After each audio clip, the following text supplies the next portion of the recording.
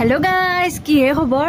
আজি অলপমান বেলেগ ষ্টাইলত মাংসটো বনাম ৰব আগে মাংসখিনি ভালকে ধুই লৈ তাতে কাটি থোৱা পিয়াজ আদা ৰহুনৰ পেষ্ট জিৰাৰ গুড়া নিমখ গৰম মছলা আৰু অলপমান চিকেন মছলা দি তাৰে ওপৰত নেমু টেঙা আৰু দৈ দি এখনি অলপ টাইম মেৰিনেট কৰি থলো এগলা কৰি থাকা দেখা পাই মই পিছফালৰ পৰা গাড়ী পৰা আৰম্ভ কৰিছি ৰব মায়ে গালি চালি খাই হলিও বনাব অলছো যেহেতু বনামে আজি তাৰ পিছত কেৰাহী এটা তেল গৰম হবা দি তাতে শুকনা মছলাখিনি মানে লং ইলাইচি দালচিনি আৰু কেটামান জিৰা দি দিলো ইটা মেৰিনেট কৰি থোৱা মাংসখিনি দি লগতে কেপিছমান আলু দি অলপ টাইম ভাজা যোৱাৰ পিছত তাতে ৰেড চিলি পাউডাৰ আৰু কৰ্ণফ্লোৰ দিম